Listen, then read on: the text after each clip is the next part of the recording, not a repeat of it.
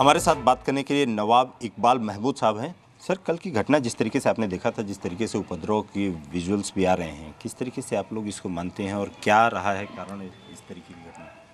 देखिए, यह कल की घटना नहीं है। इसको मैं पहले दिन से बता रहा हूँ, 19 तारीख से। 19 तारीख में कोर्ट ने आदेश किया कि संभल की जामा मस्जिद का सर्वे कराया, यानी कि इजाज़त दी उन्होंने। एक वाद दायर हुआ और उस वाद में उन्होंने एक तरफा फैसला सुना दिया, दूसरे पक्ष को बुलाया नहीं, सुना नहीं, और उन्होंने फैसला सुना दिया कि सर्वे की इजाज़त दी जाती है। उसी के दौरान ही फ़ौरन ही वो सर्वे करने वाली टीम यहाँ आ जाती है और वो सर्वे शुरू कर देती है। सर्वे हो गया, चले गए यहाँ से, कोई विरोध नहीं हुआ, कुछ नहीं हुआ, लोग आए चले गए।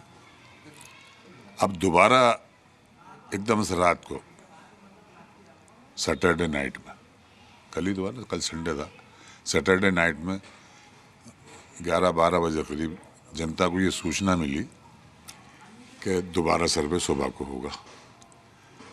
मेरे पास फ़ोन आए, मैंने कहा मेरे इल्म में अभी तक नहीं आया, मैं मालूम करता हूँ।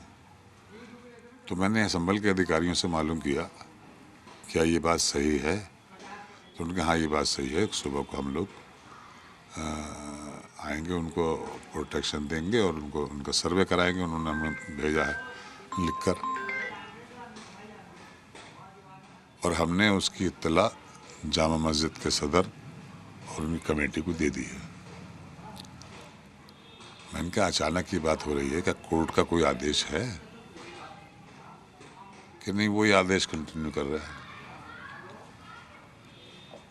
मैंने कोर्ट को दोबारा आदेश करना चाहिए था, हमें कुछ टाइम मिलना चाहिए था, लोगों को कन्विंस करते, हम बताते कि भाई कोई ऐसी बात नहीं है।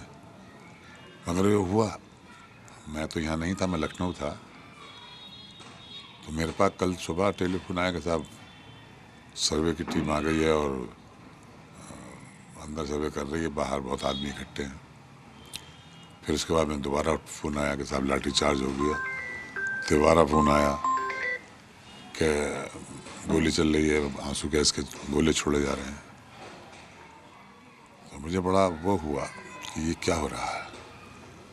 तो मैं इसमें ये कहता हूँ कि अगर अदालत दूसरे पक्ष को सुन लेती और उसके बाद में अपना कोई आदेश कर देती तो ये बातें नहीं होती। बहरहाल अदालत तो अदालत होती है, जो भी उसका। मतलब ये कहना चाहते हैं कि एक तरफा ही यहाँ पर पूरी तरीके से सर्वे किया गया और आदेश दे दिया गया एक तरफा ही? हाँ, दूसरे पक्ष को नहीं सुना गया, न बुलाया गया, सुना ही नहीं गया एक पक्ष को। और जिस तरीके की ये घटना ये घटी, जिस तरीके से लोग यहाँ पर अक्सरियत में ज़रूर हैं मुसलमान, मगर कानून को मानने वाले हैं। बाबरी मस्जिद का इतना बड़ा फैसला आया, हिंदुस्तान के किसी कोने में कोई विरोध नहीं हुआ, सब खामोशी से, क्योंकि वो हम कानून के मानने वाले हैं, इसलिए कानून के अंदर रहकर हमने कोई विरोध कहीं नहीं हुआ। तो अब अनहोनी हुई है, अब किस तरह से आगे बढ़ी, क्यों हुआ, इसकी एक जुडिशियल इंक्वायरी होनी चाहिए। क्योंकि जनता में अगर आप मजिस्ट्रेट इंक्वायरी कराते हैं तो वो तो ये कहेंगे तो भाई सरकार इनकी और ये उनका। अगर निष्पक्ष जांच हो जाए और उसके अंदर जो चीज़ निकल के आए बिल्कुल साफ साफ, कोई परेशानी नहीं है। अब बहुत से लोग जो हैं इसमें बता रहे हैं कि 21 लोगों को डिटेन किया है और हमारे बेटे को भी उन्होंने इसमें इन्वॉल्व कर लिया है, जबकि जिस दिन सर्वे हो रहा था वो मेरा बेटा वहाँ पर जामा मस्जिद में था। मुझसे अधिकारियों ने यहाँ के संभल के ने बताया कि आपके बेटे ने हमारा बहुत सहयोग किया।